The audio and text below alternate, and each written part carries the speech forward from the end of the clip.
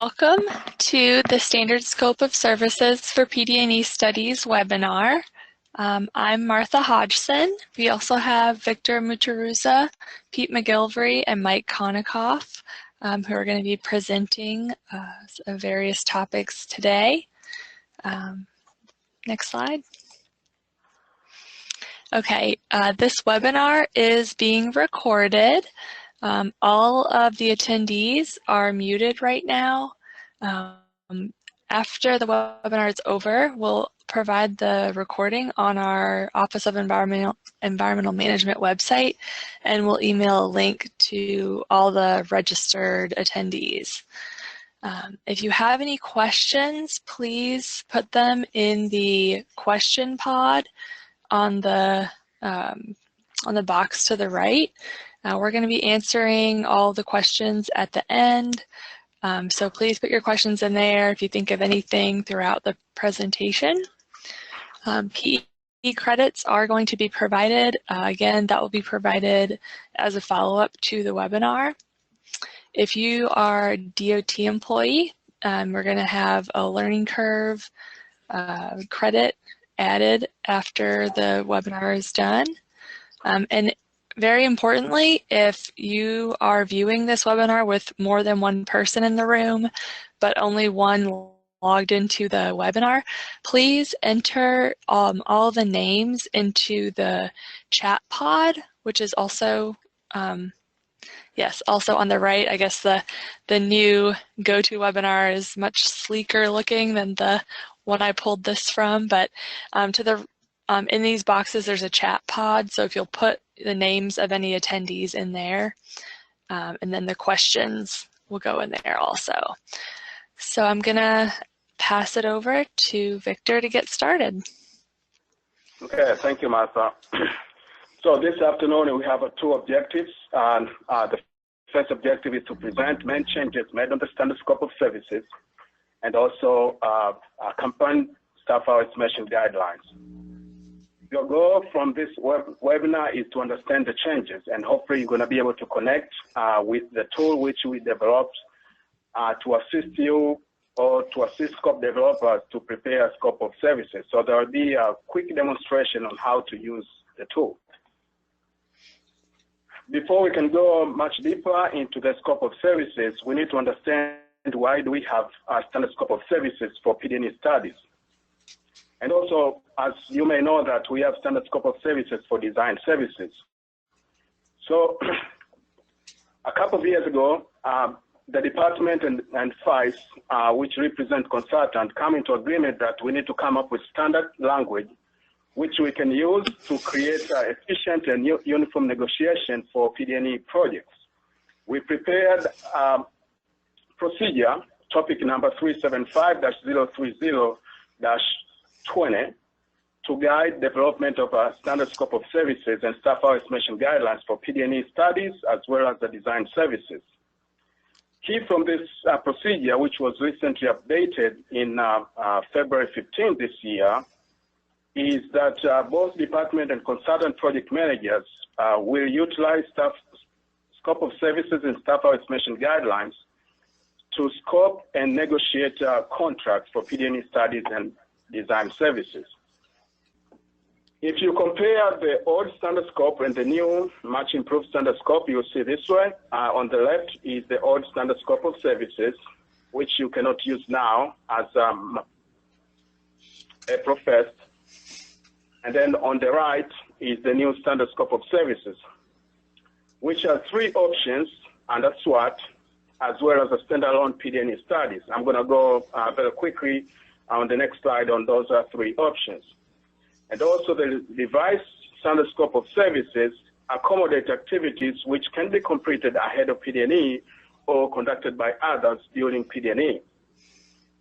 And also, by popular demand, now the new standard scope of services can be created using the interactive web-based tool, which you'll be seeing the demonstration towards the end of this presentation. So the scope of services accounts for activities that may start ahead of PD&E. Additionally, these activities may be completed by others ahead of PD&E or during PD&E. For instance, design level survey traffic data collection, traffic analysis, geotechnical investigation, analysis of existing conditions, public involvement, including public outreach, long-read species surveys provided at the time of the year is right to advance those surveys, cultural resource assessment survey, contamination assessment, as well as other technical studies or coordination as the project allows. So the standard scope of services for PD&E studies now offer more flexibility to the project manager to modify a task or activity if that task was completed ahead of PD&E. Or the task can be completed by others, for instance, in-house staff, in-house consultant, or using a separate contract. And also on the environmental side, if the environmental resource is absent or present, but will not be impacted, it allows the project manager to modify that activity, either to remove it or to scale down the effort for the consultant. And also, it accommodates the design phase overlap with PD&E phase. So to accommodate design phase overlap, now we are looking to have a two-part scope of services. Part 1, which is Exhibit A1, should be PD&E studies, and then Part 2 should be roadway design services. We are not going to get rid of the phases. We're going to be continuing to have a PD&E phase as well as a design phase. We're going to be overlapping. Depends on the project context. Not all projects will benefit from the overlap. We understand that. That's why we have 3 options and standalone. So if you cannot overlap, we're going to be going with standalone PD&E study. And then we can cross-reference those 2 parts for overlap PD&E studies with design appropriately. Our goal, which we're working now, is to have one combined scope of services for projects. So you'll have a scope of services, which will have a design phase and PD&E phase, one scope of services. This is work in progress now. I can say probably in 2 years or within 2 years, we should be able to arrive there. I'm repeating that PD&E phase and design phases will continue to exist for now. We are not going to be eliminating those 2 phases. And not all projects will benefit overlapping PD&E design, but we are providing flexibility if the project manager or the department, through the SWOT process, realize that there is benefit of overlapping PD&E studies and design, the project manager can do that. So very quickly, I'm going to go through the logic behind overlapping the phases. As I said before, we have PD&E activities as well as design activities. At the same time, we have initial studies. So this Venn diagram, you'll see it has an overlap between PD&E and design. And we have identified a number of PD&E activities or tasks which overlap those 2 phases. The new scope of services will be able to react to these activities. As you'll see later on, if you select that the project has PD&E and design overlapping, these activities will be scoped differently. So the logic for scoping overlapping phase, you start by asking yourself, is design concurrent with PD&E? If the answer is yes, you use Exhibit A2, which is Part 2 of Exhibit A, roadway scope of services, to scope those design activities overlapping with PD&E study. If no, you'll ask yourself again, is the task activity completed ahead of PD&E?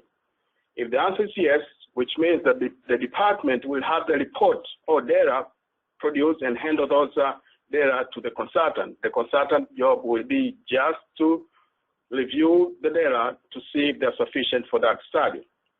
If no, you ask yourself, is the task or activity accelerated PD&E? If the answer is yes, you list and describe activities in that scope of services. If the answer is no, no, no, you'll use the default standalone PD&E scope of services. So this kind of is a logic behind the tool which we developed, and you're going to be shown later on.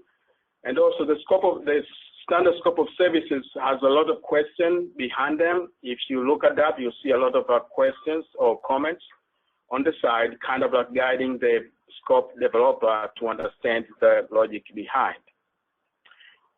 What I'll say probably is very important to answer the first question, design concurrent PD&E.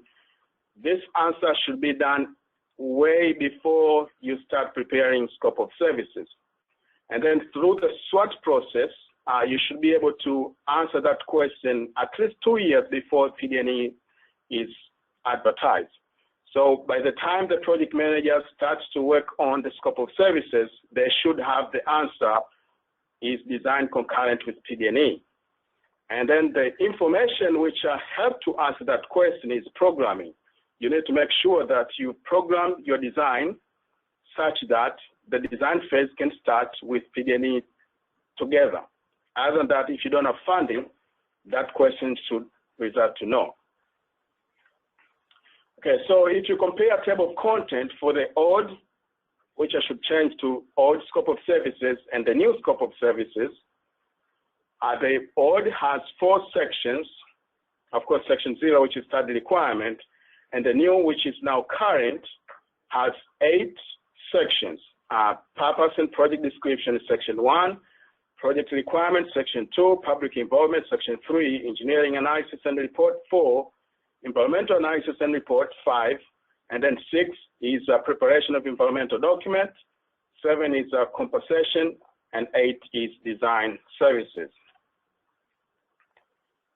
So very quickly, I'm going to go through the standard template for the scope, PD&E scope of services, as well as staff hour estimation guidelines.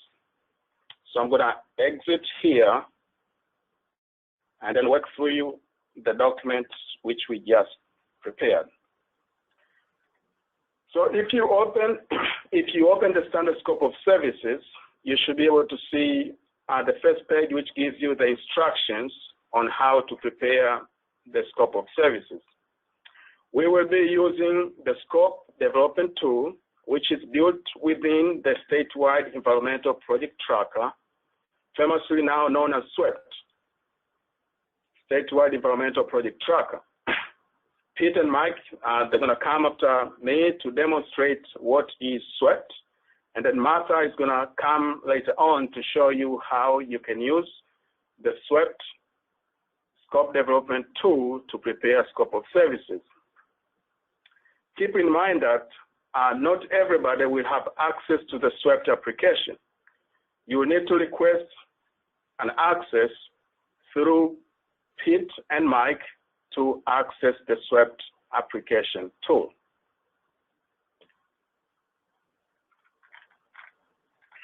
So this is the scope of services. I'm going to go through highlighting areas, and those highlighted areas, you'll see them there. They've got the red box. For the sake of time, I'm not going to be able to go through all text which has been changed.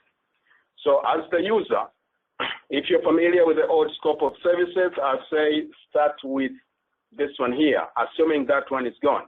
Although the knowledge of the one or the last one is good, you can retain that, but there's no time now to compare the old scope with the new scope. So in my demonstration, I'm not going to be comparing the two because we kind of rewrote this scope of services from scratch. Everything has changed. So this is going to be the cover page. And then up here, you'll see that Exhibit A.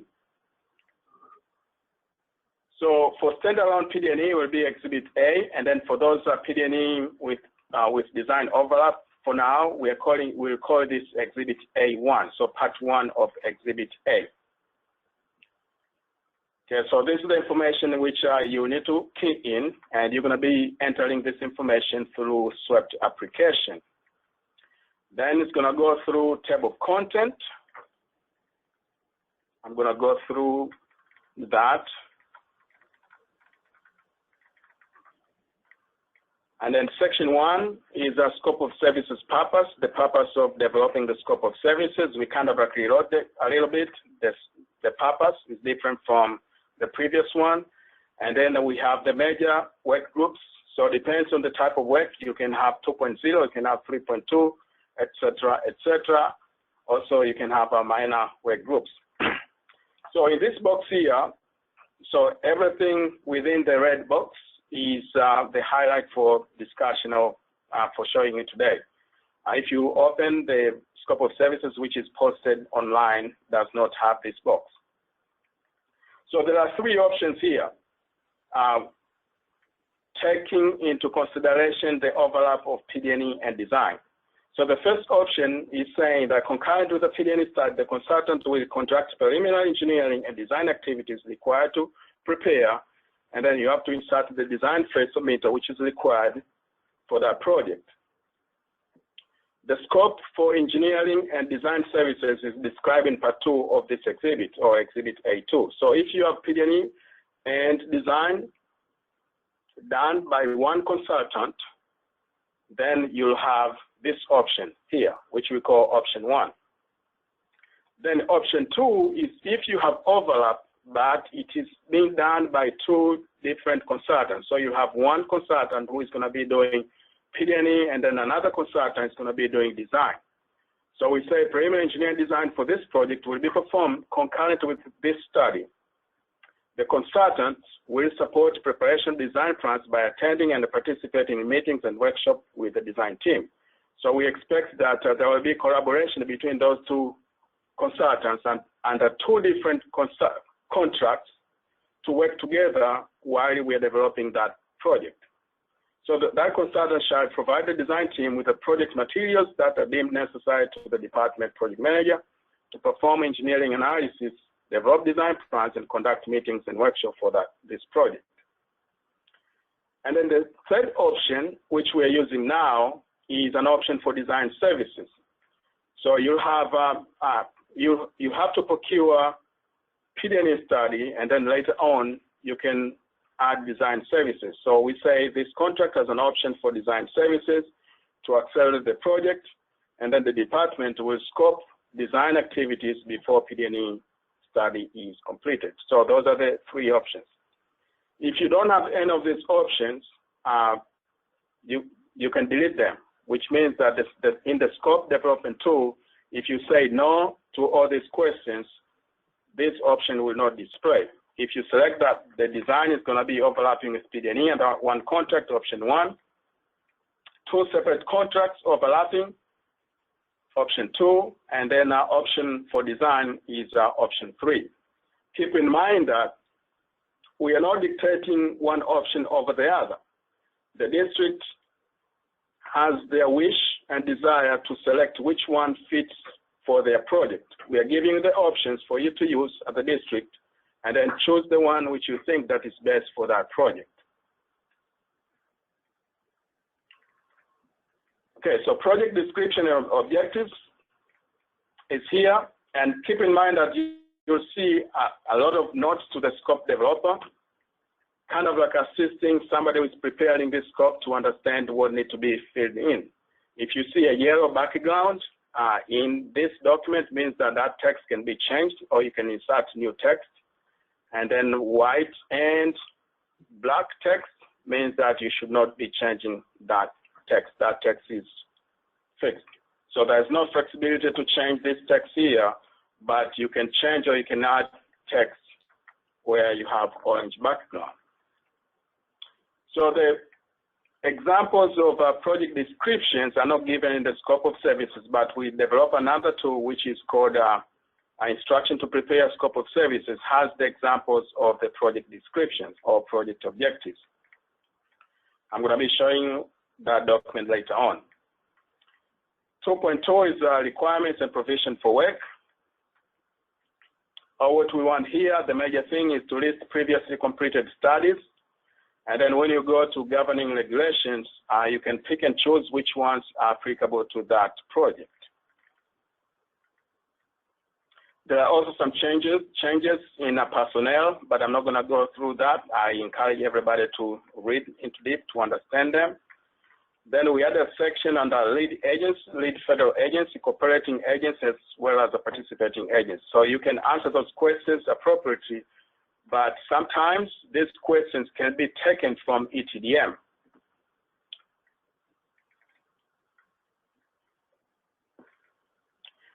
The most important thing which you'll hear Central Office talking a lot this year and coming years is quality control. So we've improved the languages related to quality control. Staff hour estimation guidelines, we went through all the tasks to make sure that the consultant will be paid to perform quality control, and also the consultant will be held accountable for the quality of their work. So we expect that the prime consultant also should be responsible for quality of all their sub-consultants. Under schedule, also we changed some language, but the most important thing is the new information. If there is anticipated date for the final approval of the environmental document, you have to insert that date. But we understand that in some of the districts or in some of the projects, that date is not known. If the date is known, you are working towards that target date, especially for projects which will have PD&E and design overlap. That date should be known, should be inserted there, and then the consultant should develop the schedule to meet that date.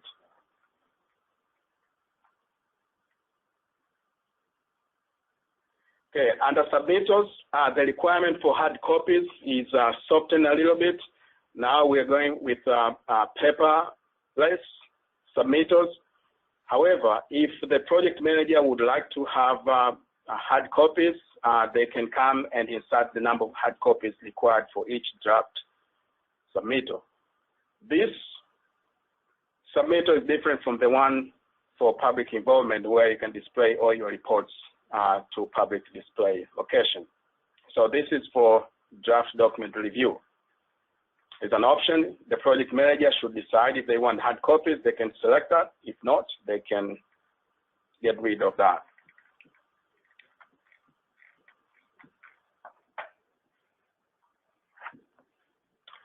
And also we stress the importance of the consultant to submit all the work which was prepared to support project development.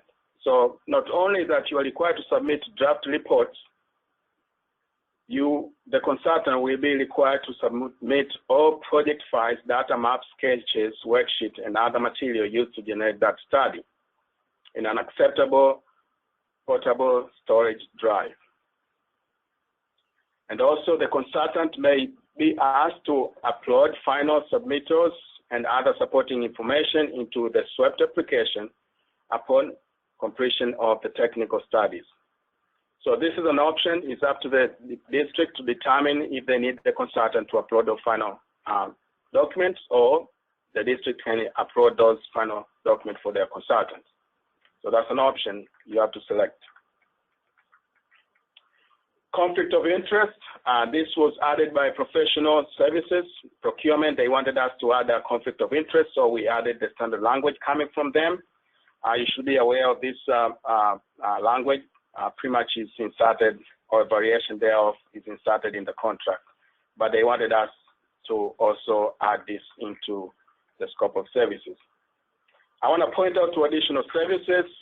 This section here covers everything which is not stated in other sections of the scope of services. So if section 3, 4, and 5 does not cover other services, those services will be added in here.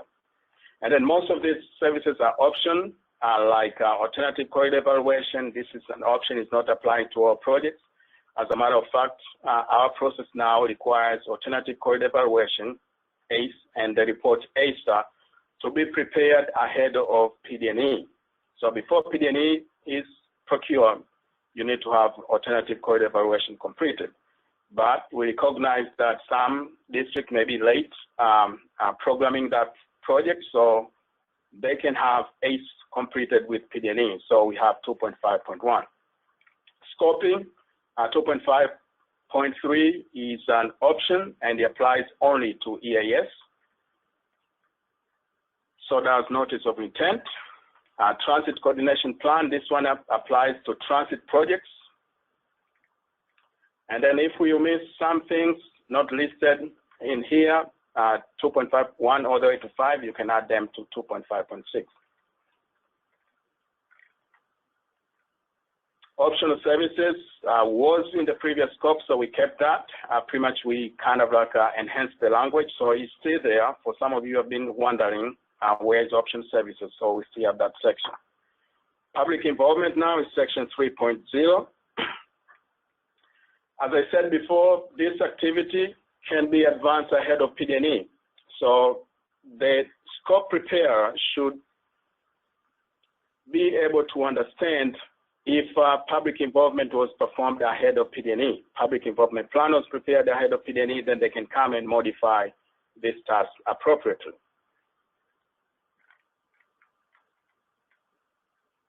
If the project requires development of a website, professional services are giving us a requirement to prepare project plan. So they gave us the template, and those templates are stated in here. You have to make sure that you work with your consultant to prepare a security plan as well as a project plan. And this should be approved by OIT before the consultant can prepare the website for the project.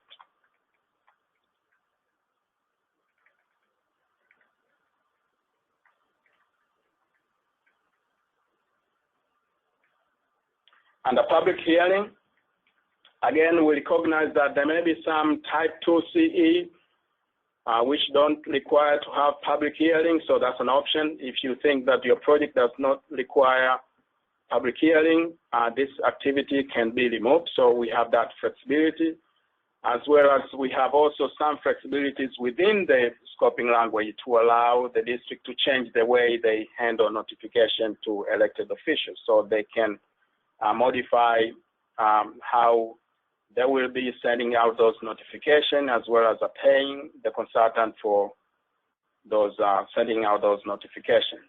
So that's the flexibility.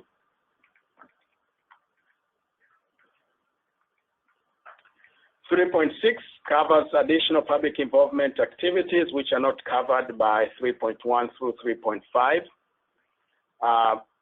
The scope preparer can come and identify any other activities which we did not list. So we kind of like giving example activities, but these are not all inclusive. We expect that with innovation, there may be some new activities that the consultant may need to do. So the project manager or the scope preparer, they need to come and modify these activities. Section 4.0 is engineering analysis and other considerations. Again, understanding that engineering activities are going to be affected by design phase overlap. So we kind of like adding the note to the scope preparer that they need to consult with the design standard scope of services for roadway and structures, and also they need to coordinate with responsible officers for appropriate scope language. Our expectation is that PD&E project manager and scope of services preparer should work with those officers to develop appropriate language for the scope. For instance, we identify survey as an activity which can overlap with PD&E. Also, survey can be advanced ahead of PD&E. But before you scope, you need to talk with your survey office to understand how this activity will be scoped. If you have to advance it ahead of PD&E, what level of survey you need to do it. If you have to do it with design, what level of survey you are going to do with PD&E.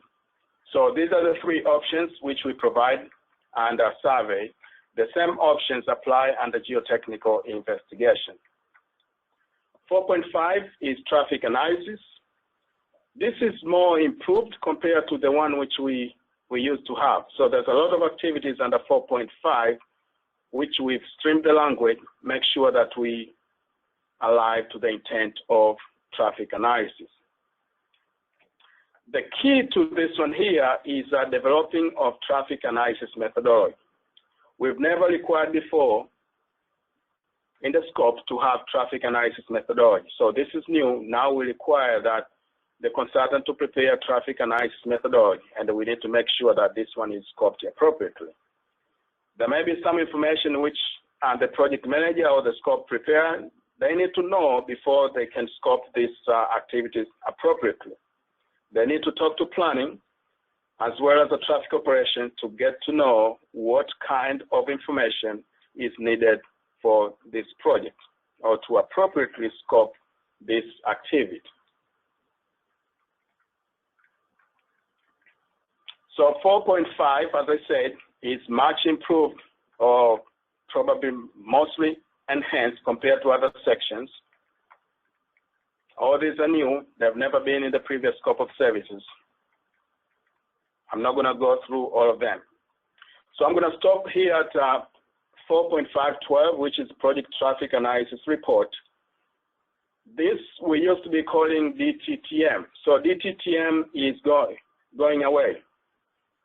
With the newer projects, we don't want to use DTTM anymore because we kind of like did our homework to determine where did we start with the DTTM. It started with a design traffic procedure, and that procedure was renamed to be Project Traffic Forecasting Procedure. So we changed the report from DTTM, which is a Design Traffic Tech Memo, to be a Project Traffic Analysis Report, or PITA. So going forward, you'll hear a lot of PITA. And then the guidance for PITA, yeah. Yeah, PITA is here, it's like me. Okay, so the guidance for PITA, they are published within Part 2, Chapter 2 and 6 of the PD&E manual. Interchange access requests, we recognize that there's a lot of overlap between the interchange access request process as well as traffic analysis or engineering analysis in PD&E. Or what we want is to remove those duplication. So if interchange access request is done ahead of PD&E, we want to reuse those information. That's what you'll see here. The consultant will include the results of IJR, IOR, SEMA, or SIR, whatever the document is being prepared, to the engineering analysis according to Part 1, Chapter 4, and Part 2, Chapter 6 of the PD&E manual. So Part 1, Chapter 4 is talking about reusing planning information or planning products. And if IJR was conducted ahead of PD&E, that can be a planning document. Then we can reuse their analysis.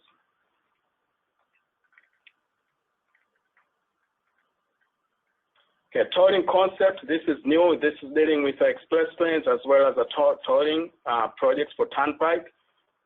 What we want is whoever's going to be scoping this activity to work close with traffic operations.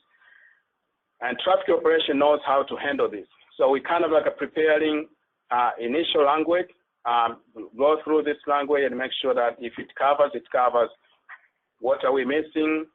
You can keep improving your scope. Safety, the addition to safety here is the use of highway safety manual, consistent with our procedures. So you can do two-way safety. You can do crash data analysis, or you can do highway safety manual analysis. So those two options are there. And also documentation of safety analysis can be part of the PITA, which is traffic analysis report, or some other districts can prepare standalone safety analysis tech memos. So that is an option for the district to determine which one best fit for the project.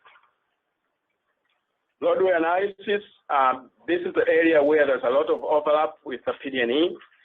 For instance, if you look at the design controls and criteria, typical section analysis, geometric design, these three activities occur during design. So under initial engineering, we always do this.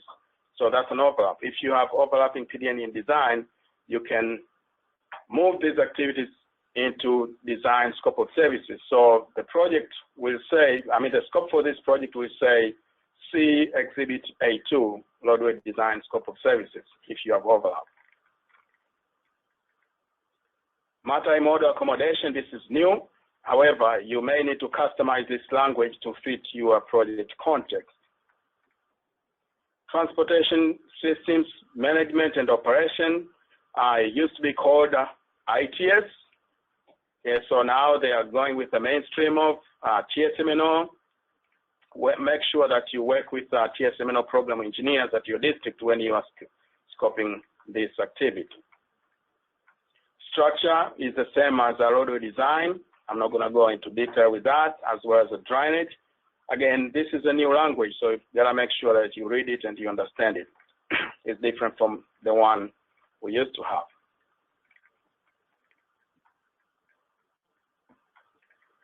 Concept plan, again, there's a lot of overlap, so if you have overlapping PD&E design, this is an overlap. Transportation Management Plan, this is a new activity. You have to follow guidance from Part 2, Chapter 6 of the PD&E manual, and then Part 2, Chapter 6 is going to take you to PPM, or in the future it's going to be FDM. Then documentation, you have to pick which one you are going to use for that particular project. Transit is new, and this transit here does not cover FTA.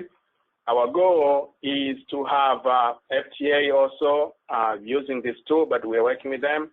At the time of releasing this scope, we did not have strong guidance we can put to support FTA-led projects. So if the project does not have a transit, 423 will not display. Okay, under environmental analysis and reports, we streamline the language, actually removing the procedure or process which was copied from PD&E manual chapters. As I said before, the scope is going to tell you what to do, and how to do is going to reside in the PD&E manual. So we kind of like are providing that information up here. And then there are three options which you may select from the tool based on the information you have at the time you are preparing the scope. So the resource is not present, or is present but will not be impacted. Then you can display appropriate language, or that task was completed prior to PD&E by others, or will be done by others concurrent with this PD&E study. Then appropriate language will be displayed, or else you can display the default text. And some other activities related to transit, so they may be on and off, depends on if the project is transit related or not. This is an example where we cut a lot of languages, and the text was coming out of PD&E manual, chapter 12 or chapter 13. So we kind of like remove that language. And as I say, that language is being improved. I believe it's going to be better to have all the process and procedure in the PD&E manual and leave here only the scope of work.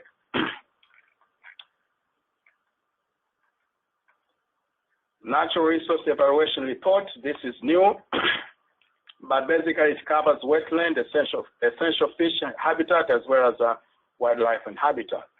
And Part 2, Chapter 27 of the PD&E manual give you the process of the procedure on how to complete, or when to complete NRE report. This is an example where we cut a lot of text from the noise and put back to the noise chapter. Cumulative effects evaluation, this is new, was added by popular demand. And then environmental documents. So we separated preparation of environmental document from environmental analysis, kind of like its own task. So it should be under 6.0, and also depends on type of the projects. The question which you answer at the very beginning may lead you automatically to this section. So you may end up not doing anything in this section other than just reading and confirm that's what you wanted. Then design services, we kind of like adding this as a placeholder. If the project is overlapping PD&E design, 8.0 will be displaying, and then it's going to be another exhibit for set of instructions you have to use. Okay, so this is the standard scope of services template, which I just displayed to you. With this one here, we did some revisions on the staff hour estimation guidelines, kind of realigning the guidelines to match the scope. We work with FICE to negotiate and agree on the staff hour range. Okay, so in a lot of places, you'll see that I say C basis for staff hour range because we did not have enough information to come up with a range. We expect that the consultant and the district will work together to negotiate appropriate hours for that activity. So for the sake of time, I'm not going to go through all the changes we've made. Again, if you read through the staff hour guidelines, should match the scope of services. As of now, the forms, I understand that there are some errors in the forms. Look like the forms did not match closely with the guidelines. So we are revising the forms which are published online now. I've got some errors, but I'm working to correct those errors. Okay, we have prepared instructions to prepare scope of services, which is a PDF document. Or what it does is to connect the scope of services with the tool. It's a very long document, but I'm going to point you to a very important section, which is Appendix A of that document, which is kind of like a quick start guide on how to use the SWEPT application to prepare scope of services. If you forgot or you did not catch everything which I will be speaking today, I'd say go back to this Appendix A. You should be able to open the SWEPT application and complete the scope of services. So Martha is going to be going through all this information live, and then you can see how you'll be able to prepare the scope of services. So lastly, on my section, before I transfer it to Pete, I want to give some special thanks to the group who work with us, our office and our consultants to prepare the scope of services as well as the tool. PD&E subcommittee, this is a joint FDOT and FICE. We worked diligently for like 8 months to look at the revised language, look at the staff hour estimation guidelines, and we agreed on the language. So on the left, DOT, Ken Moffitt was the chair of that group. He's no longer with DOT, he has retired. Gwen, Stephen, April, Scott and Georgie, Amy, Dart, Kirk, and Rax. So these are the folks from DOT who had worked with us to review and revise the scope of services. And then on the consultant side, we have Jeff Novotny, Greg, Sylvia, Ryan, Steve, Rosemary, Mark, and David. So all of these individuals work hand in hand with us to prepare the scope of services. Jeff needs 2 thanks because of the consultant. Pretty much of the whole group is the only one who had worked with the original scope of services. So he had all this history from the very beginning. So he had worked with the original scope of services, then he came back again and chair from the consulting side to revise this one here. And also a special shout out to many others who had reviewed, provided feedback for us, our consultants, Jacobs, Atkins, AECOM, and their sub-consultants, Stantec. They work with us to make us where we are today. Sorry, so I'm going to pass it to Pete. Look like I'm out of my voice now. And Pete is going to go through SWEPT application. Thanks, Victor. Yeah, you've seen a little bit of the changes that have occurred within the scope, and you've heard a little bit about SWEPT, the statewide environmental project tracker. So we're going to give you a little bit of context for what SWEPT is. We're going to turn it over to Mike Konikoff, who's going to navigate the site and just do some quick overview of how you get to certain aspects, how you get to the tool, how you'd search things, how you could access the site and find all the things you're interested in. And then Martha is going to come on right after that, and she's going to give a full demo of using the Scope of Services tool. But just a quick brief overview of SWEPT itself. It's a web-based application. It's accessible to anybody in the department. It's sort of roles-based. So in order to have access to a closed system, whether you're an external consultant providing services to the department or you're an internal DOT employee, the role you get assigned to work within that closed system really depends on the functions that you're responsible for. The SWEPT application was built to help support the department's NEPA assignment initiative, where we took on FHWA's responsibilities for development of federal environmental documents and all the other laws and regulations that come with those responsibilities. That application helps us do electronic review and management of documents. It helps us create the project file and make things accessible internally. It's a paperless initiative that allows documents to be electronically reviewed and approved and passed throughout all the various district stops, as well as up to the Office of Environmental Management for official approval on appropriate documentation by the Director of the Office of Environmental Management. Because we put everything into a one-stop shop consistent database for the environmental products, it allows us to live up to and manage the negotiated responsibilities in our memorandum of understanding between ourselves and FHWA. It puts documents in a consistent format. It applies a naming convention. It takes those documents as they move throughout various milestones and get approved. It allows us to put it into the electronic document management system, which then makes it accessible to the other inventory of DOT applications that are able to pull documents from that system. For instance, Project Suite Enterprise Edition is one of those types of statewide applications that's able to pull in those environmental documents within their system as well. What you see on the screen is we're going to focus on that project input and setup for the scope of services. Some of those additional key features, we're tracking project schedule milestones, so when things are expected to be reviewed, when they're expected to be delivered, when they should be approved, when they're going out for public review, those types of things. We're going to focus on that second bullet today, which is that integration of the PD&E Scope of Service tool and how you can develop that interactive tool, that interactive scope by using the functions within the SWEPT application.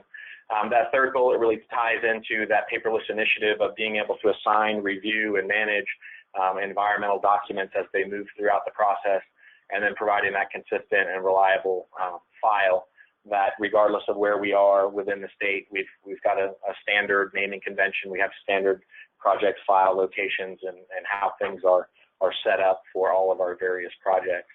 And then, of course, living up to those MOU requirements between us and FHWA, we need to annually perform self-assessments on the responsibilities we take and make sure that our QA/QC procedures are functioning as intended. We're delivering quality documents. And also being able to have a one-stop location for FHWA, who through that same MOU is required to come in and annually perform an audit and review our project files and our records to verify that the department's following our process and meeting our obligations. And then there's some requirements for us to have some quality and performance reports as well. By having everything in the statewide environmental project tracker, it allows us to keep track of timelines, keep track of QA, QC, and all of those things that we've identified to help support the negotiated performance metrics and report on those results to FHWA. So who's the user community that really uses SWEPT? It's really the environmental staff and the consultants. So you think about the district environmental managers, the project development managers, the project managers themselves, the support team, whether that's consultants or whether it's DOT staff. Because I said it's a web-based application, it's roles-based. So how you interact with the system is dependent on what your function is and what role you're assigned within the system. For instance, for this particular demonstration today, if your only job in this process would be to create or edit a scope of service, there would be a role for that, a scope of service editor that could be assigned to you to give you the rights within a particular district to then be able to use the tool that's going to be demoed and create that scope of service. The way that you get access to the system is you work through the district environmental leadership.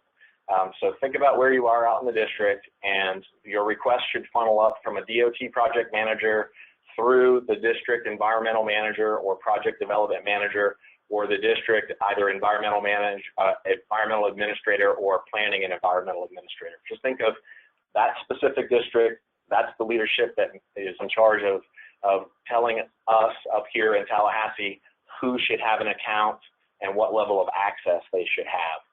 The rest of the folks on that list on the user community are folks up here. They're mostly tied to either performing QA, QC on the existing documents, or they have some review and approval authority. You'll notice there's a lot of staff from the Office of Environmental Management. We have the project delivery coordinators and engineers that are signed from our office specific to each individual district as documents are being developed and products are being produced. Then you get quality assurance staff, as well as attorneys that either are part of the team as performing legal reviews specific to a project, or they're performing a more formal action of a legal sufficiency review if the environmental document is an EIS or has a 4F determination as well. So those are the folks interacting. And so it's your district environmental leadership that's authorizing your account.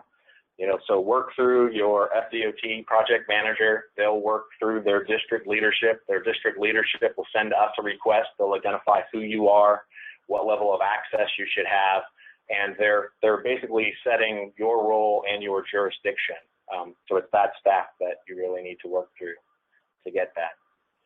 So with that sort of setting the stage, I'm going to let Mike go ahead and give a quick demo. He's got about 7 to 8 minutes to just give you a quick overview of the site itself. And if you could press play and show your screen, Mike, I think we'll be ready to go.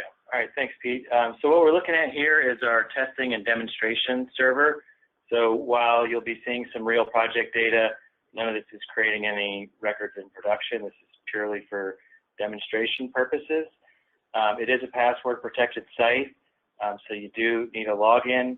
If you forget your password, there's a link on the login screen where you can put in your username or email and get a password reset. While I'm going to be using Internet Explorer to demonstrate the site today, I'll note that the site has been designed to be cross-browser, also responsive, so it should work at a variety of screen sizes, including phone and tablet sizes. As you can see, if I change the size of my screen, the layout of the site changes to accommodate the available space. Looking at the way the site is laid out, along the left-hand side is our main navigation menu. You can toggle that menu on and off with the menu toggle button to give yourself more room to work. And again, as the screen size changes, it may toggle automatically. We've arranged the site into different modules. Depending on your access will determine what modules you have access to. Today, we're talking about project input and setup. This will take you to a landing page for that module. You'll also have that same overview or landing page available from the menu. And we're also going to focus on Scope of Services, which is available through the left menu as well as through the module landing page and through an individual project landing page. So beneath the module icons, you have an area for alerts. Those are going to be things requiring action. For example, reviewing an environmental document submittal. That's how environmental documents are routed to OEM for approval. So various items requiring your action, you may see alerts and a link to complete that action. Then you have project lists. I'm logged in as a project manager, so these are going to be the projects that I'm assigned as the manager on. You can filter these lists by typing in an FM number, for example, and they'll filter down. You also have a link on each project to go to that project landing page, which we'll look at in a moment. And then you have a listing of all the projects in your region. So this is going to be D1 projects. You can see there's paging, so you can page through those projects. And again, they can be filtered by the available columns. Moving up to the upper right, there is a profile icon. This is where you can change your password, update your contact information. Some users with approval authority can delegate that authority, and then you can log out of the site. There's also an alert icon. As various alerts pop up, when they're new, you'll see a red circle with the number for your new alerts. Below that, there's a search function. Here you can search either by project name or FM number, either part of the FM number or the full FM number with or without dashes, and you will get a listing of search results that are linked to the various items. So those could be project landing pages, they could be documents tied to that project. You can also search for contacts within the system. We're going to jump to a project landing page.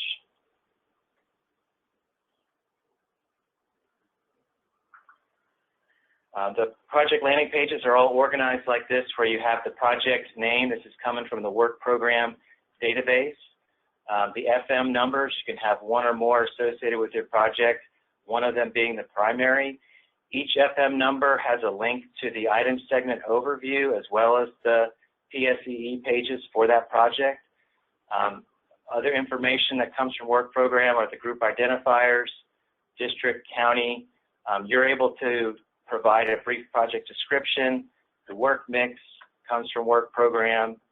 You are able to define your class of action, and then also FAP number we pull from work program. As you create these projects within SWEPT, you're able to assign editors. Those are going to be folks who are allowed to update the project files. You can also have scope of service editors who are allowed to update the scope of service, project managers who do various approvals, and then you have your OEM reviewers who are also assigned automatically by region. OEM has the option to change those assignments based on workload. So that's going to include your project delivery coordinator, primary, backup, the engineering lead. If it's an EIS, or the project has a 4F issue or any other reason you might need an OGC reviewer, those will be listed here. And then detailed contact information is available in the project contact list. Next to that, you have a project map. It's an interactive map. As long as the project has segments defined on the RCI, you'll see a project map available. And then beneath that, you've got schedule data. This is coming from the PSM system. We receive the schedule data nightly, and you can see it's arranged here in a table showing all the upcoming dates for this project. Because these dates are all in the future, they have a white background. As the dates get closer or go into the past, they'll have a green, yellow, or red background for whether they have occurred on time or early, that is, they're actually occurred, they're behind by less than 2 weeks, or they're more than 2 weeks behind schedule. And then beneath that, we have the project documents. This is where all your project files are going to live. We've come up with a standard folder structure for storing these files, and you can drill into that structure to see where the files live. You're able to upload files that you have on hand or that are developed through PD&E into the project file. There's a dialog that allows you to describe the file, upload it. A single file can represent more than one type of document. You're able to make those connections. Some files you can actually generate within SWEPT, for example, the scope of services, and those will have an edit or a create button, depending on if you've started one already, and Martha will be demonstrating that.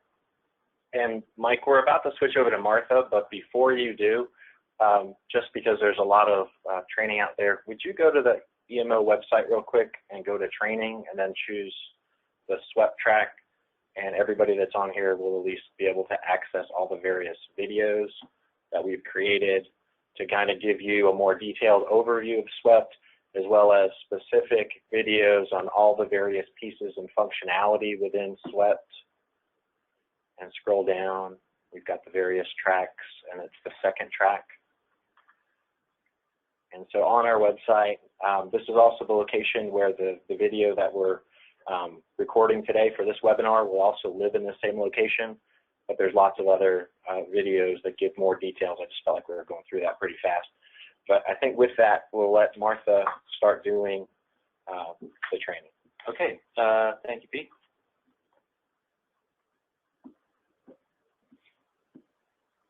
Okay. All right, so I'm just going to do a demonstration of how the tool actually works. You saw from Victor how the scope of service is organized with a lot of different options that we built into it. See, so I'm going to, oh, that's not good.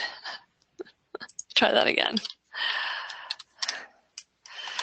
So I'm going to log in to get to the scope of service tool. It's part of the project input and setup.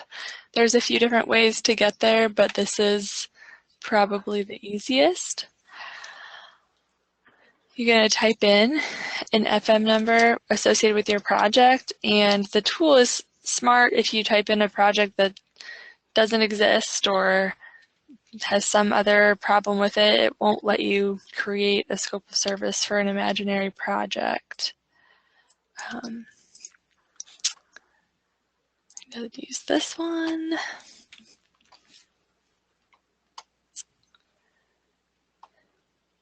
Like Mike said, you can add in related FM numbers for projects that have multiple FM numbers associated with the same project, an ETDM project number, if you have that. For this project, we're going to use a type 2 categorical exclusion, but you can select any of the following classes of action. The main consequence of this is if you select something like an EA or an EIS, there's a few different things in the scope than a type 2, and the non-major state actions and the SEERs also have some different language because they don't have the federal oversight.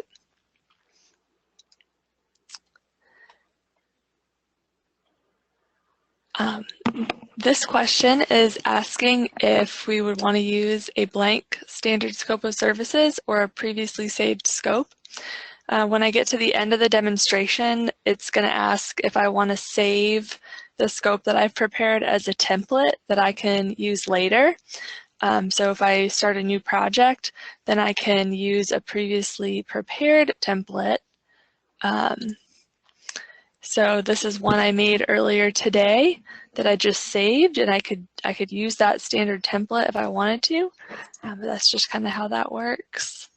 I'm going to start from scratch with a blank template for you guys to see. So you can see this is what we call the edit mode. Previously, the view with the questions we call the wizard mode, where you're just answering questions. But this edit mode lets you see the scope of service template and the text and how the questions you're answering fit into the scope of service.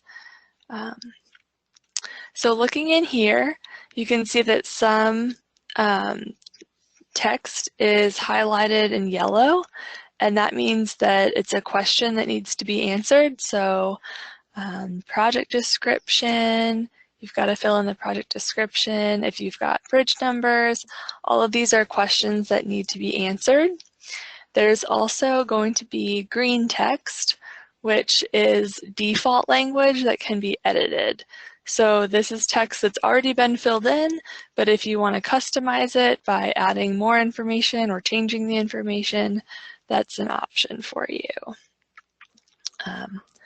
See on the right-hand side, there's a navigation, some hyperlinks that let you navigate through the 8 sections of the scope, and it's sort of dynamic. So as you get into sections, it gives you a little bit more detail, but it lets you kind of jump around.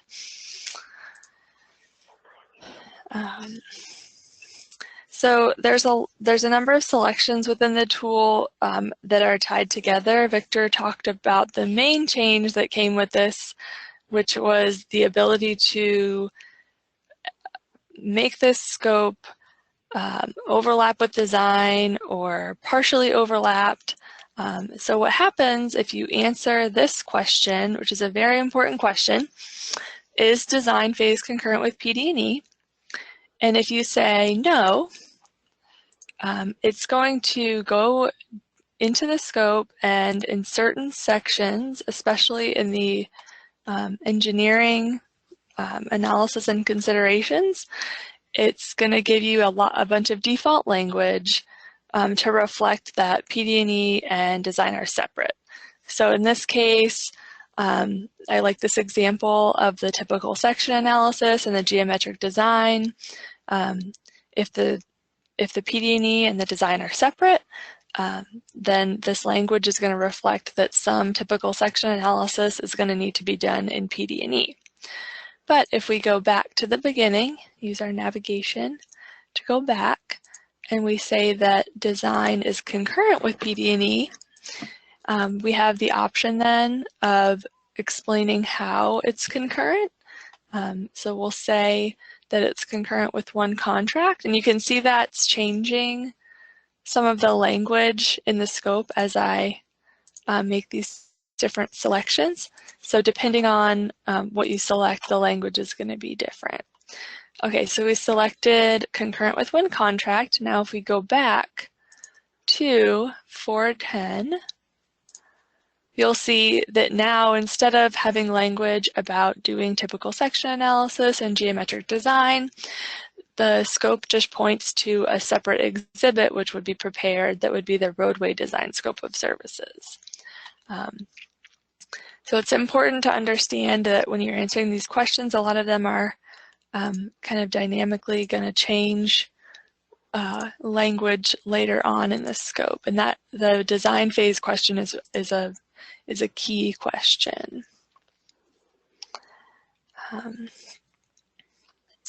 You can also see in the environmental analysis and reports some similar behavior.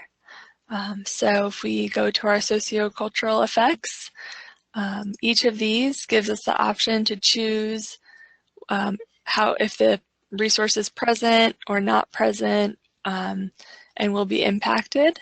So if we say a resource is not present, then it gives us this language which can then be customized further if you click on it. And that's always going to be the case with green language. So green language is always going to be customizable. In this case, we can select a different option and then customize it to be more specific, depending on how we want the scope to look. So Victor went through a lot of the detail of the scope, so I'm not going to go through every question and answer that's available, but we'll fill out a few so that we can see how this looks at the end. We'll just pick a few random ones.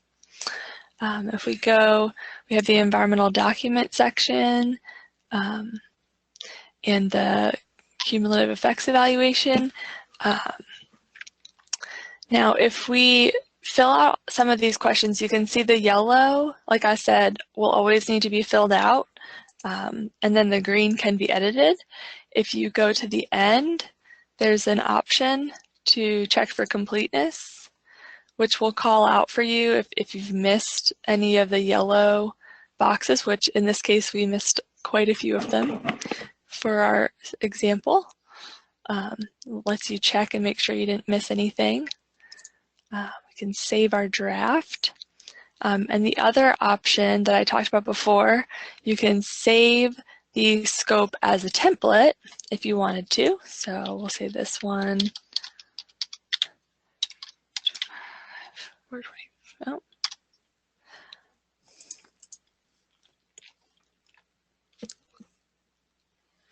Okay. Let's go back to the scope. So when you're done preparing the scope and you've saved your work, you can either generate a PDF of the scope or a Word document. That's a feature we've added pretty recently. So it's pretty simple. You just click the PDF and our programmers work some magic. And we got a PDF of the scope of services. Again, we left some of these blank, so they're not going to be filled in, but you can see that it reflects some of the answers that we chose. The Word document functions very similarly. Just takes a little bit longer. It's a little more complicated.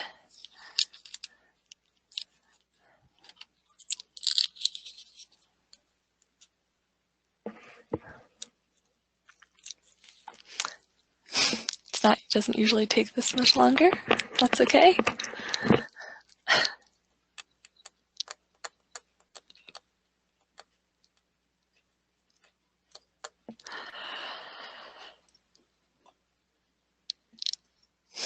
Okay, it usually doesn't take this long. Uh-oh. And you are on a test server, Martha. So okay, I know, but even this morning it didn't take long at all. It was just like magic. You want Mike to take it and show it? He can. No, I want to get it. I want to show it. Maybe. We'll give it one more try and then we'll see. Let's see if it works. Okay, maybe Mike can show it.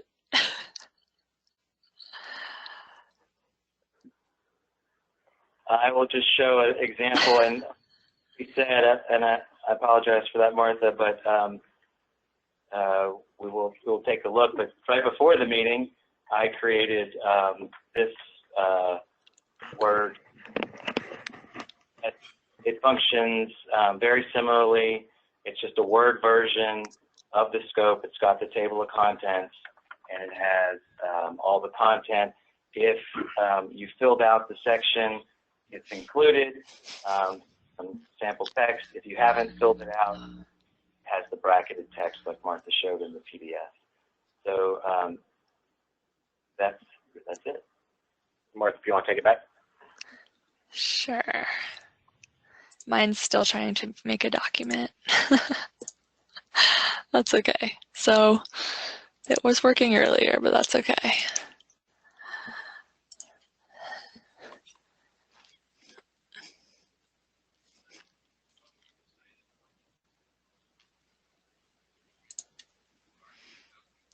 Oh, now I forgot what FM number I was working in. That's okay. But that's really all the features of the tool. It's pretty user-friendly. You just follow through and fill out any of the yellow or green sections. Not sure that I have much more to show. I think maybe we can take some questions. Martha, can you show them going through the wizard a little bit? Oh, yeah, okay. Okay, so this is the edit mode, as we call it, where you can see you're basically looking at the scope of service text, but we also have this wizard mode, which we liken to a TurboTax for your scope of services. So you can just type in from A to B. You can type in all your answers, and you can't really see where it's fitting into the scope of service, but it's pretty simple to just fill in.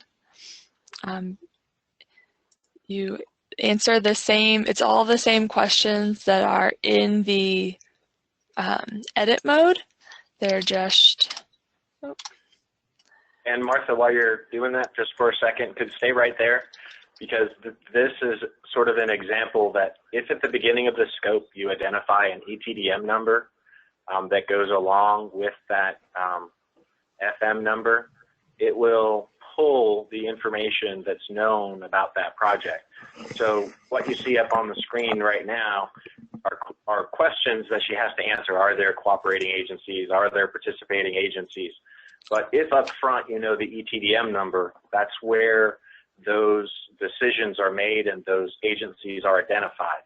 So if you're able at the beginning to identify, here's my FM that I'm going to be creating a scope on, and it's tied to this ETDM number, it'll pull forward those choices from ETDM and already populate those results, so that you don't necessarily have to choose them individually for yourself, because they would be coming from that other system because they're connected. Thank you, Pete. So you wouldn't have to fill out those questions, but you could them if they had changed. That's right. So it's really the same questions as are in the scope. We'll just put some numbers in here, and then we'll go to the edit mode so you can see that it fills back into the edit mode. So I filled in bridge number, rail crossing number, project description. So you can switch back and forth if you like one mode better than the other for some reason. But it's really just going to walk you through every question in the scope that needs to be answered. One question that just came in, Martha, that's relevant to what you're doing is, how do you apply the scope template when developing a new scope? Okay, so if you create a scope template and you wanted to use that for this project, at the very beginning when it was asking me if I wanted to start from a blank scope of services or start from a previously prepared scope of services, that's where you get the option to pull from the template, and it's gonna fill in any answers that you had saved in that template. So we created that feature.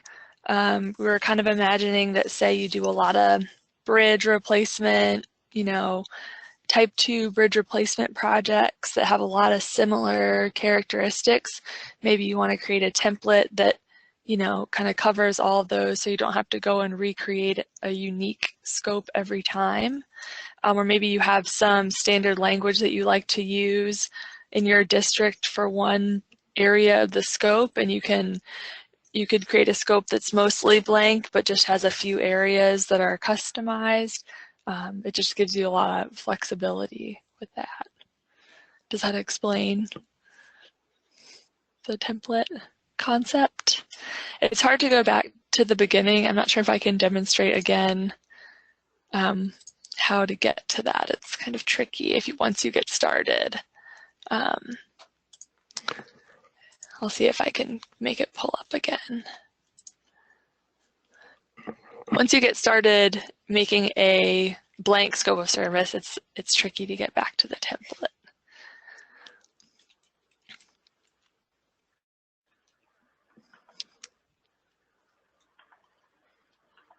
And my swept is not behaving today.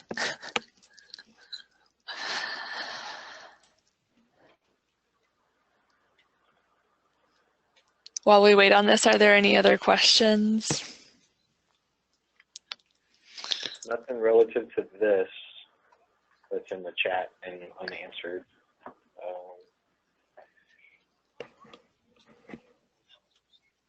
Let's see. Victor, there was a question for when will the revised man-hour forms be available? Okay, so what I said before, we posted man-hour staff hour forms on our production support office, but we've realized through the person who had started to use it that there are some errors. Some of the activities did not match the scope nor the staff hour estimation guidelines. So give us probably 2 weeks. By the end of Friday next week, we should have the new forms posted again. And they'll be uploaded to that same location? Yeah, the same location with the new date. Okay.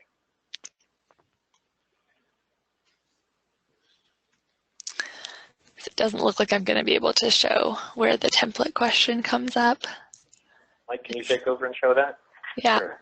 I think if you go to Scope of Services and try and start the project over, it should give you that option.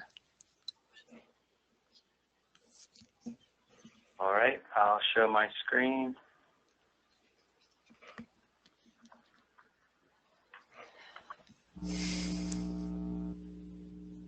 Okay. Oh wait, now mine's working. Wait, not yet. Wait until oh wait, it's gonna stop working as soon as we switch back. I hope not. Oh, we can see it. Maybe I spoke too soon. Okay, That was the trick, I guess. Type in a new FM number here, Martha. That should allow you to. Well, it might let me do it here too. Sometimes it let me do it earlier, so nope. Okay. So try. I have one here I can try.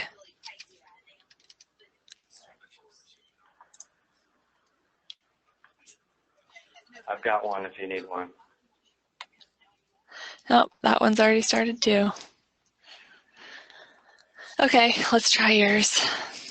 All right, 198-231-1, and this obviously isn't a real project you would use for PD&E, but it'll allow you to demonstrate the template. Okay. Okay, so when we are setting up, so what's happening is if you've already started building a scope of service from scratch, it doesn't let you go back to start from a template. So you kind of have to make that decision earlier. So this question here, would you like to start from a blank scope of services or a previously saved scope of services? That's asking about a template. So I can pull from one of these templates here. I think one of these is the one I just made a few minutes ago. This one, which I didn't spell template right. So, but you have to kind of make that decision earlier. If you start to build the scope of the blank scope of service, it doesn't. Then every time when you go to work in the scope of service, it's going to just take you back to the last place you were working from.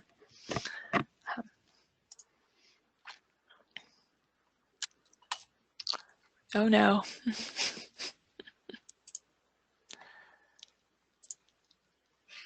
Okay. So that's not happy with us, but that's okay. Sorry, while you're dealing with that, just some other questions coming in. But you can see, it actually, it worked. I know we got these red things look really scary on the right, but you can see here is design phase concurrent with PD&E. You can see this question's already been answered. That was pulled in from the template that we created. It just won't pull in things like, you can see I had filled in those bridge and rail crossing numbers. It's not going to pull those in because those are always going to be different. So there are certain items that a template isn't going to pull in for you. But anyway, sorry, go ahead, Pete. Oh no, that was good, because really what's the purpose of the template?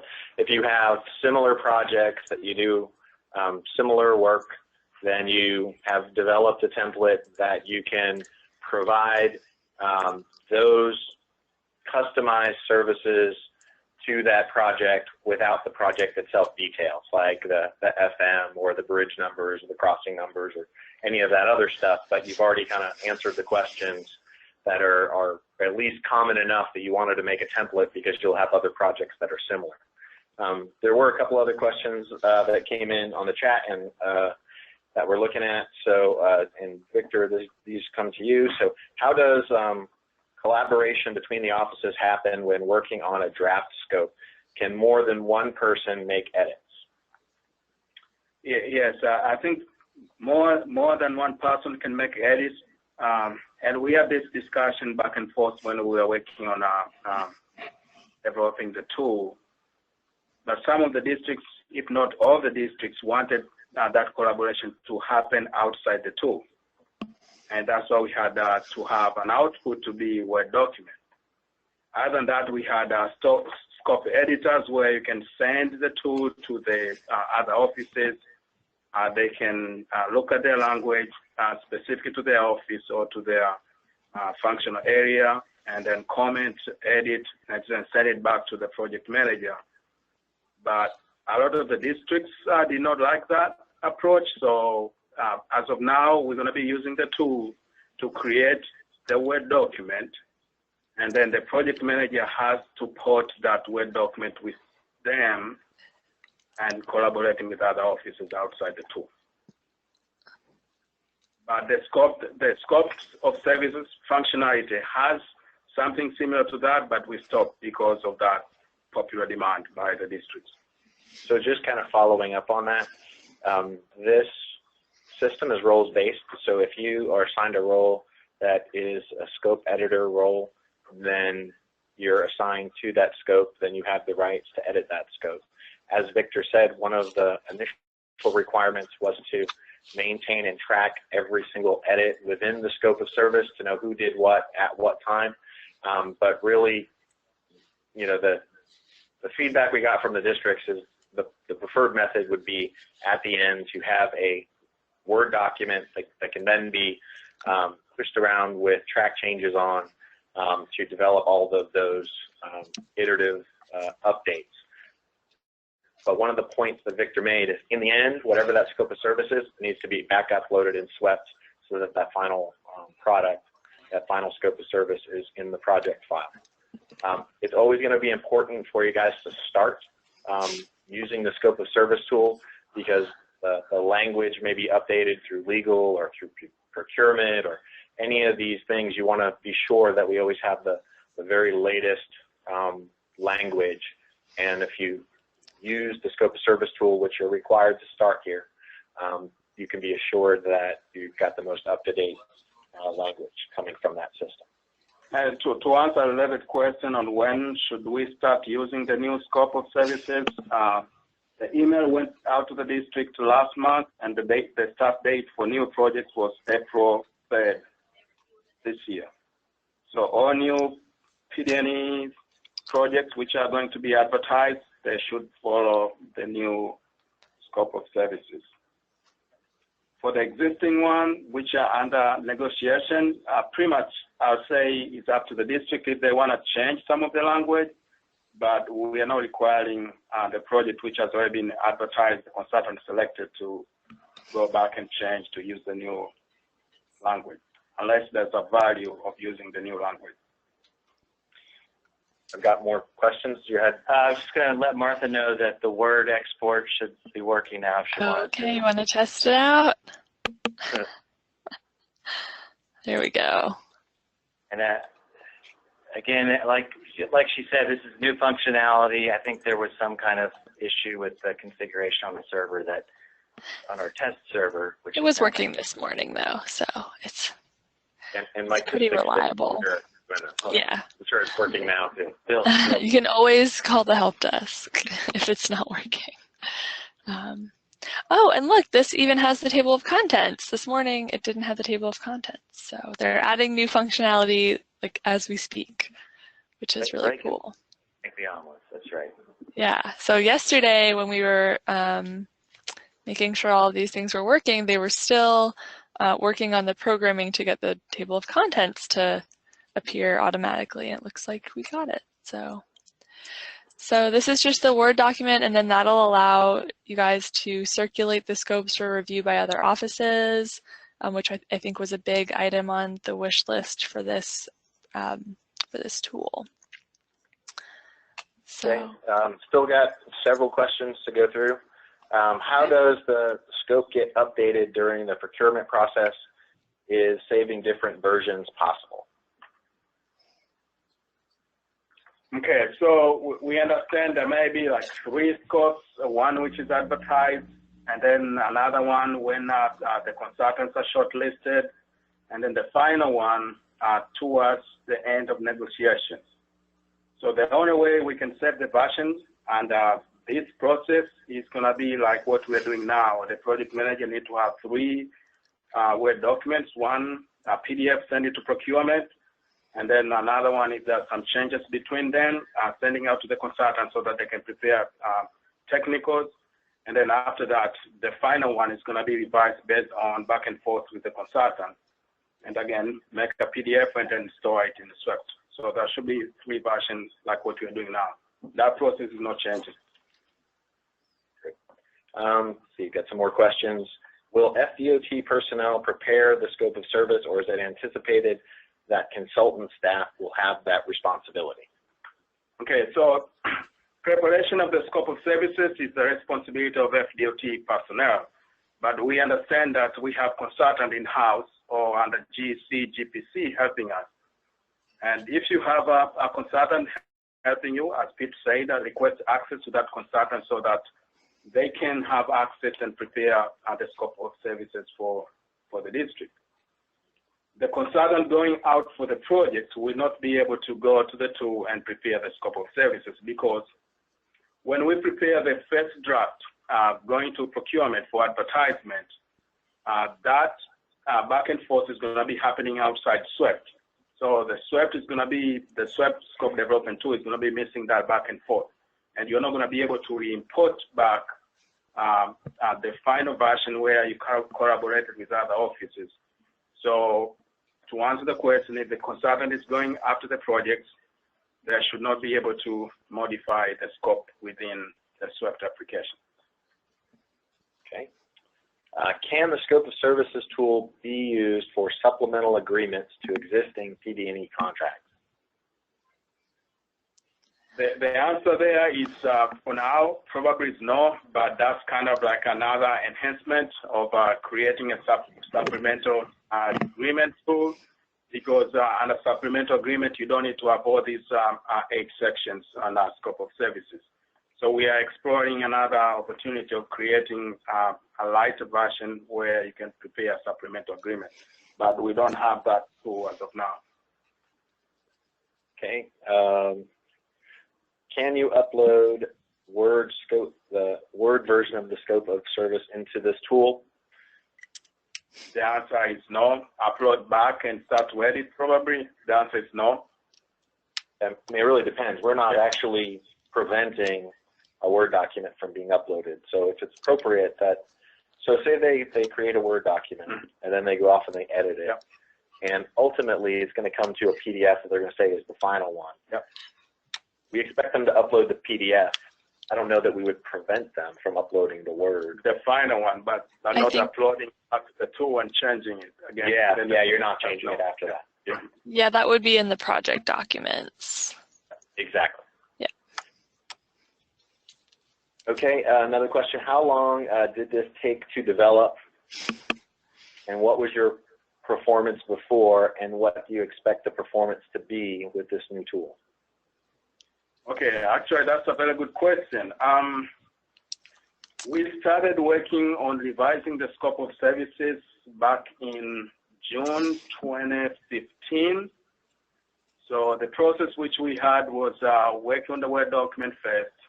We worked with the consultant, revised the Word document,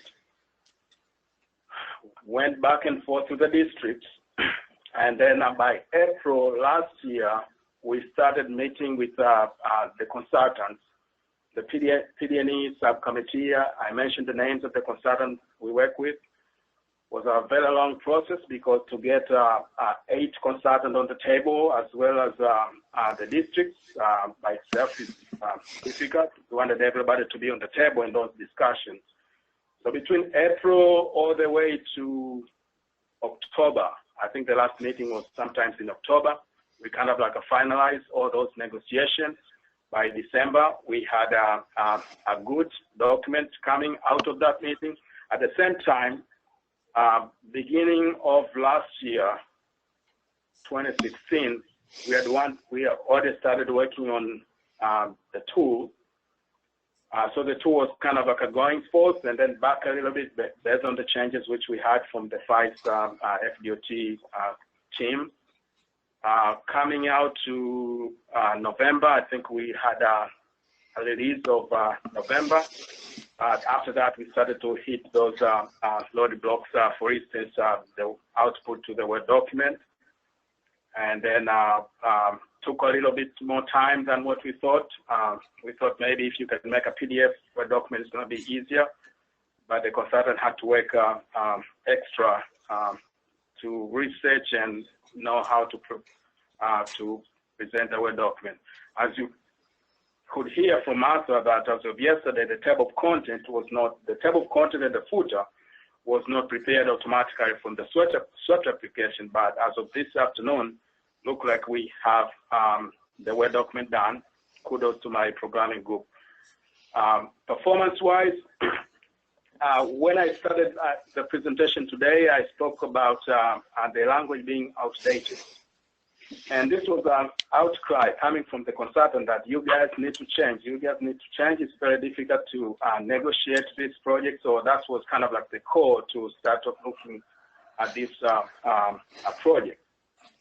Initially, we thought that we can start like having 5 scope of services, 1 per each class of action. We have 3 for federal, and then we have the state, SEA, and also SEA was one kind of like a standalone, and then another one with 100% because under SEA, which is a state-funded PD&E, we can produce final plans with environmental document approval. So we're not required to stop like in federal projects where you have to stop at 60% to wait until the NEPA is approved.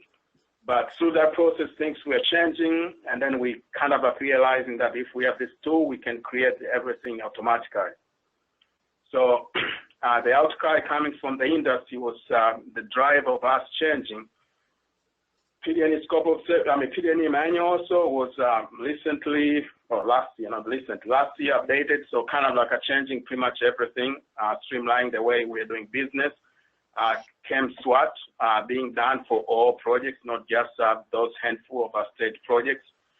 So performance-wise, we think that this tool is going to will help the department accelerate their projects. If you understand the SWOT process, which is another presentation, I'm not going to go through the details of SWOT. We are looking at avenue to accelerate our project. So we think that this tool is going to help us streamline the project development process, deliver our projects more efficiently, save the projects even money down the road. And the consultant also will be happy because they can submit their proposal correctly, or if not accurately, and then also they can negotiate the projects and they can deliver good projects. You had something which I talk about quality control. That's going to be a big going forward. We're going to be holding the consultants accountable for their work. Based on the discussion with FICE and the districts, we found that some districts and the consultant were not in agreement on what constitutes quality control, and then how to follow quality control, how to pay. The staff estimation guideline says that we're going to be paying you at the range of 5 to 7% to be negotiated, either lower or above that range, depends on the project. But we're going to be also developing some additional tools to help the consultant hit that mark of developing the projects which the district can be happy that, oh, this project is good, the consultant has followed quality control processes. Okay, what is the anticipated role of the local jurisdiction staff using this tool for a local project that may be receiving state and/or federal funds? Would FDOT still start the scope and then give the local staff a specific role? Okay, so the process which is going now can be varying by district. It's not going to be changing.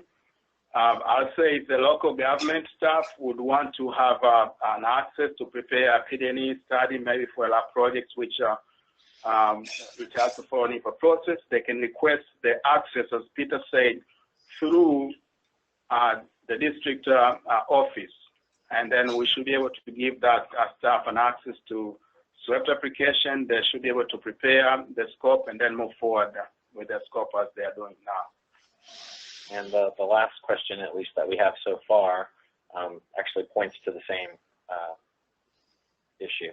Does consultant access need to be requested by the FDOT PM, or can consultants request access directly?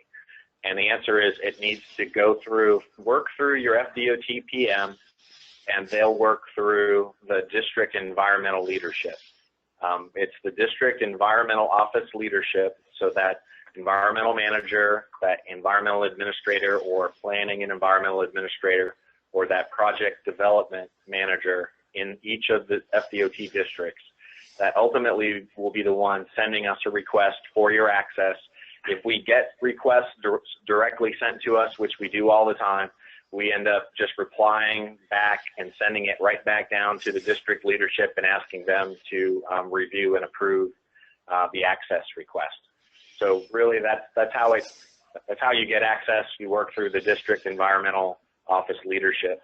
So if you're out there, work through your PM, your FDOT PM, and they'll work through their leadership to request the appropriate access.